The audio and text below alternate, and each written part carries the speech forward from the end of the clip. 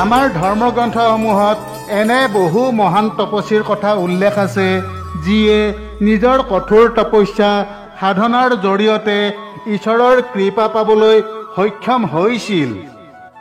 এই মহান তপস্বীসকলে নিজৰ তপস্যাৰে ঈশ্বৰক জয় কৰিছিল, ঈশ্বৰক বশ কৰিছিল। সেই তপস্বী ভক্তসকলৰ ভক্তি সাধনা দেখি স্বয়ং ঈশ্বৰো তেওঁলোকৰ ভক্ত হৈ পৰিছিল। আজি আমি বিষ্ণু পুৰাণত বৰ্ণিত ঈশ্বৰৰ তেনে এজন মহান ভক্ত ধ্ৰুৱৰ আখ্যান কথা ক'বলৈ লৈছোঁ, যি কাহিনী শুনি কেতিয়াও আমনি নালাগে। ধ্ৰুৱ আছিল এটি 5 বছৰীয়া কণমানি বালক, যিয়ে ভগৱান বিষ্ণুৰ ভকতি তথা তপস্যা কৰি বিষ্ণুৰ আশীৰ্বাদত এক উচ্চ স্থান প্ৰাপ্ত কৰিবলৈ সক্ষম হৈছিল। পিছে এই ধ্ৰুৱনো কোন আছিল? কণমানি বালক ধ্ৰুৱই কিয় এই কঠোৰ তপস্যা কৰিব লগা হৈছিল? আহকচোন আজি কণমানি ভক্ত ধ্ৰুৱৰ আখ্যান কথাকেই জানো।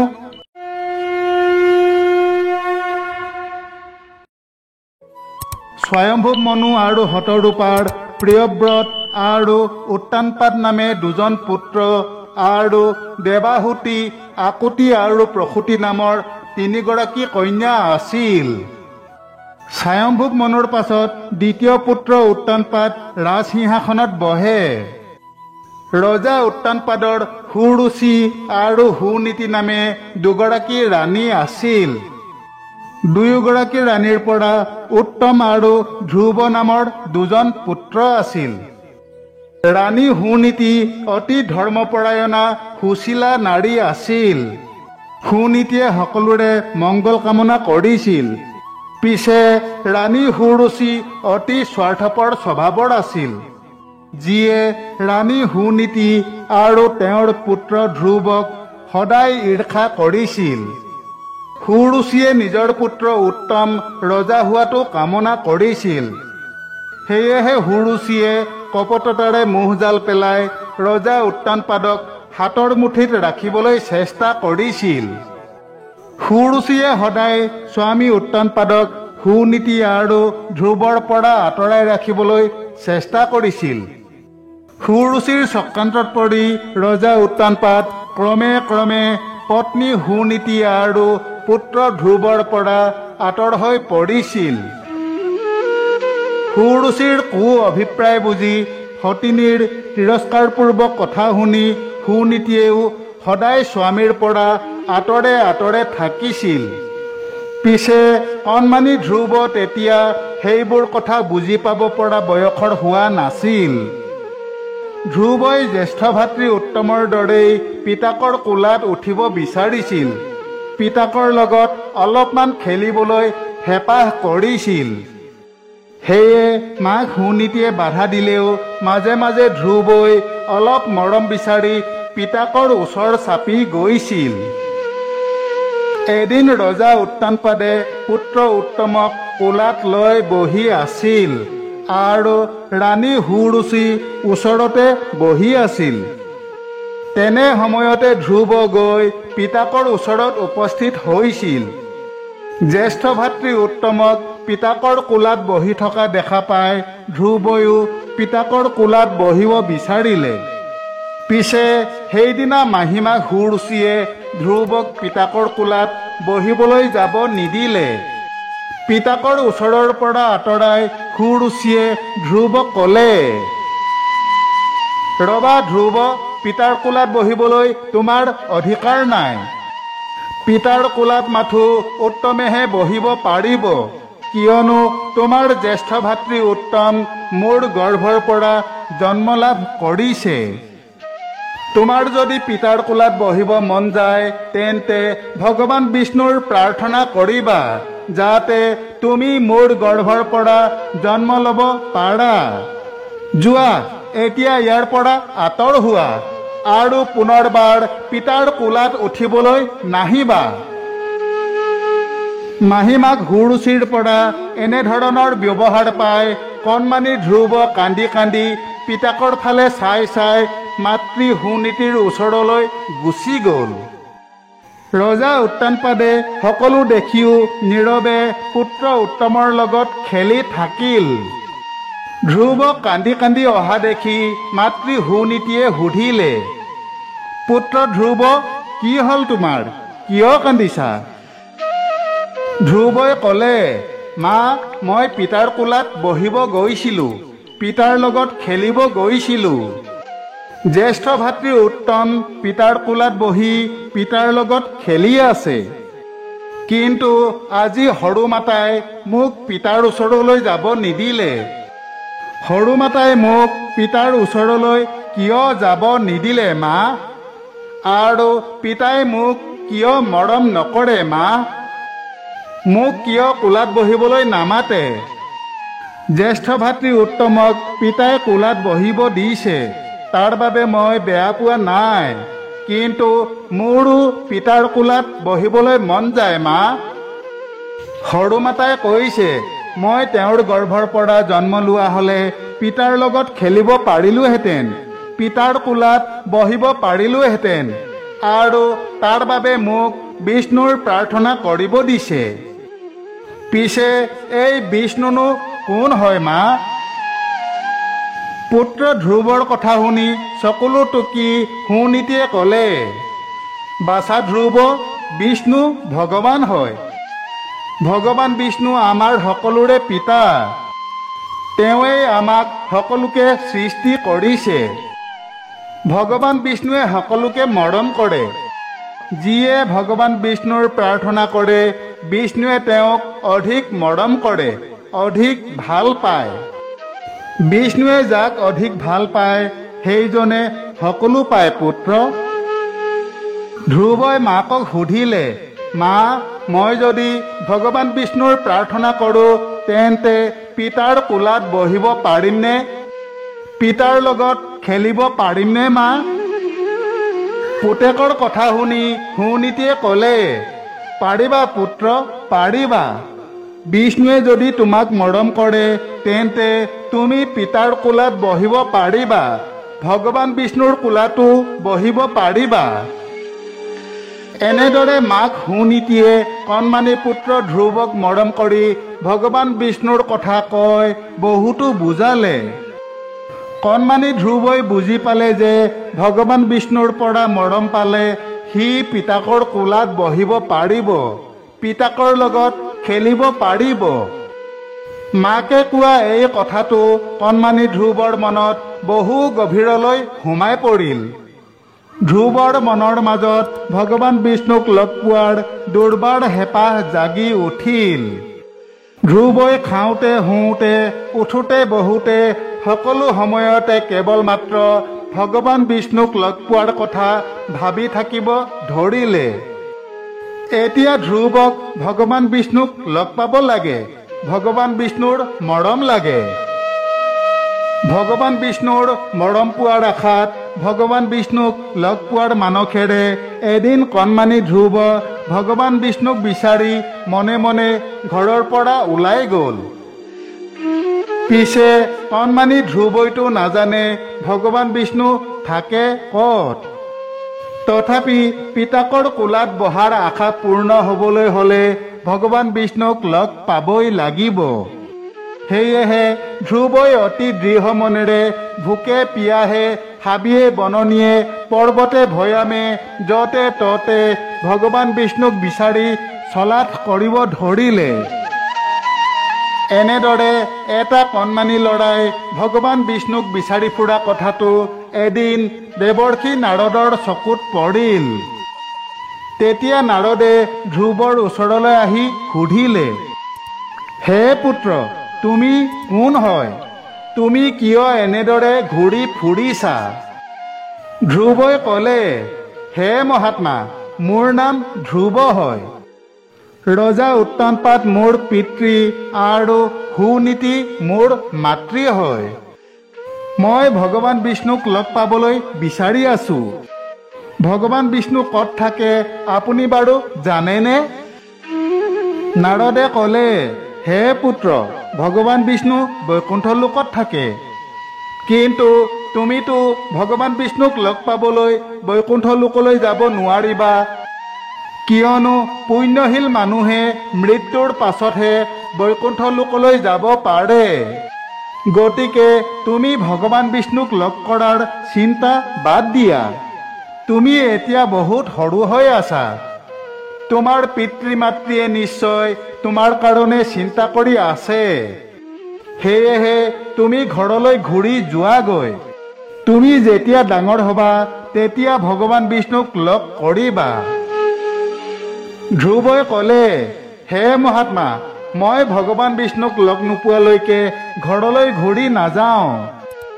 আপুনি কৈছে যে ভগৱান বিষ্ণুক লগ পাবলৈ মই বৈকুণ্ঠ লোকলৈ যাব নোৱাৰোঁ। কিন্তু ভগৱান বিষ্ণু মোৰ ওচৰলৈ নিশ্চয় আহিব পাৰিব। মই কি কৰিলে ভগৱান বিষ্ণু মোৰ ওচৰলৈ আহিব, আপুনি সেই কথা মোক কওক।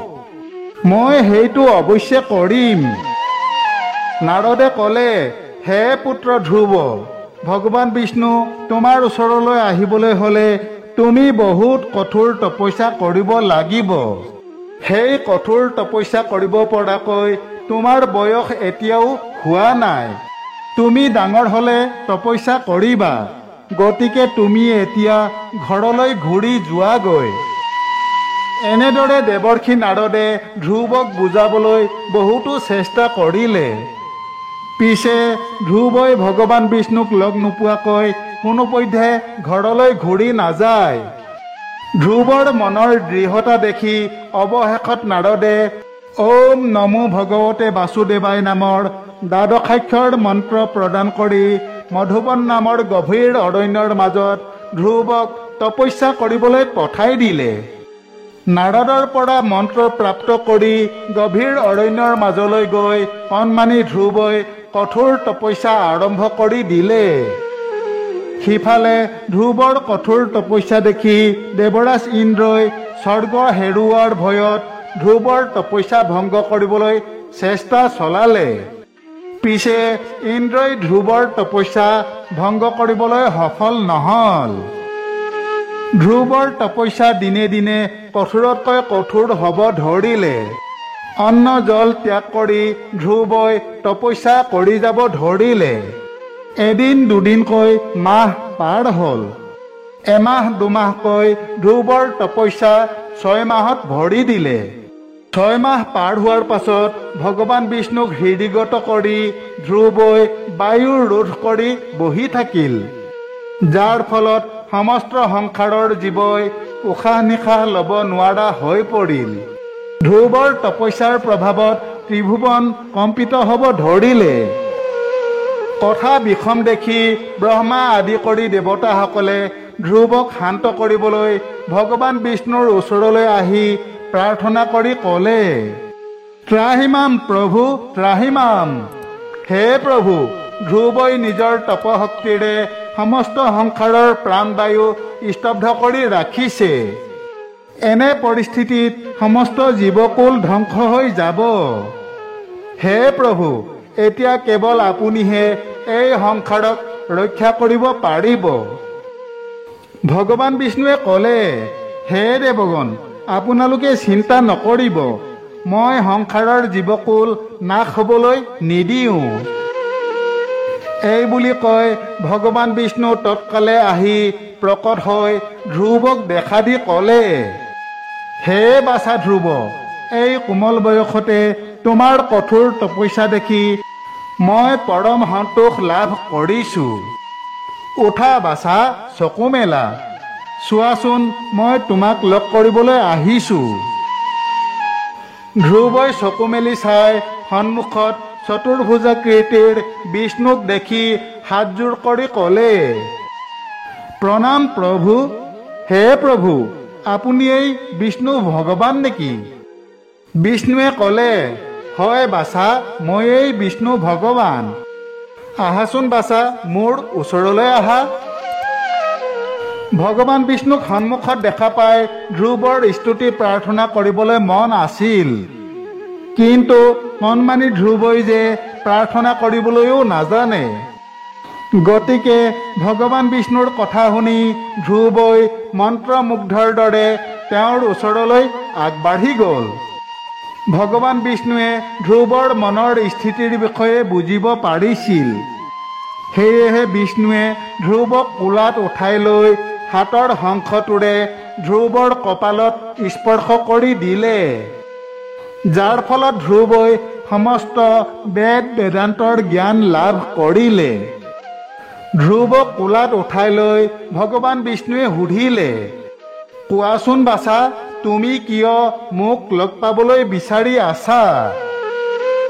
তেতিয়া ধ্ৰুৱই ক'লে, হে ভগৱান, মোৰ পিতাই জ্যেষ্ঠ ভাতৃ উত্তমক কোলাত লৈ মৰম কৰে, ভাতৃৰ লগত খেলা কৰে, কিন্তু পিতাৰ কোলাত উঠিবলৈ মোৰো মন যায়, পিতাৰ লগত খেলিবলৈ মন যায়, কিন্তু সৰু মাতাই মোক পিতাৰ ওচৰলৈ যাব নিদিয়ে, মোক পিতাৰ লগত খেলিব নিদিয়ে। তেতিয়া পিতাই কিয় একো মাত নামাতে? সৰু মাতাই মোৰ প্ৰতি কিয় তেনেকুৱা ব্যৱহাৰ কৰে? কণমানি ধ্ৰুৱৰ এনেবোৰ কথা শুনি ভগৱান বিষ্ণুৱে মৰমেৰে মূৰত হাত বুলাই দিলে। ভগৱান বিষ্ণুৰ পৰশত ধ্ৰুৱই ব্ৰহ্মজ্ঞান লাভ কৰিলে। তাৰ পাছত ভগৱান বিষ্ণুৱে ধ্ৰুৱক ক'লে, হে পুত্ৰ, আজি মই তোমাক কোলাত লৈছোঁ। আজিৰ পৰা তোমাৰ পিতৃয়েও তোমাক কোলাত ল'ব, তোমাৰ লগত খেলিব। তোমাৰ পিতৃৰ পাছত তুমি এজন ডাঙৰ ৰজা হ'ব লাগিব। তাৰ পাছত মই তোমাক মোৰ বৈকুণ্ঠ লোকৰ ওচৰত এখন নতুন লোকলৈ লৈ যাম। তুমি তাতে থাকিবা। সপ্তৰ্ষি মণ্ডলৰ ওপৰত স্থিত হোৱা তোমাৰ সেই নতুন লোকখন ধ্ৰুৱলোক নামে সংসাৰত জনাজাত হ'ব। তুমি মোৰ সবাতোকৈ কনিষ্ঠ ভক্ত। তোমাৰ নাম যিয়ে ভক্তি সহকাৰে শ্ৰৱণ কীৰ্তন কৰিব, তেওঁৰ সকলো পাপ নাশ হ'ব তথা মোৰ কৃপা প্ৰাপ্ত কৰিব। যোৱা বাছা, তুমি এতিয়া ঘৰলৈ ঘূৰি যোৱাগৈ। তোমাৰ পিতৃ মাতৃয়ে তোমাৰ বাবে চিন্তা কৰি আছে। এনেদৰে কণমানি ধ্ৰুৱই কঠোৰ তপস্যা কৰি নিজৰ ভক্তিৰ বলত ভগৱান বিষ্ণুৰ আশীৰ্বাদ লাভ কৰিছিল।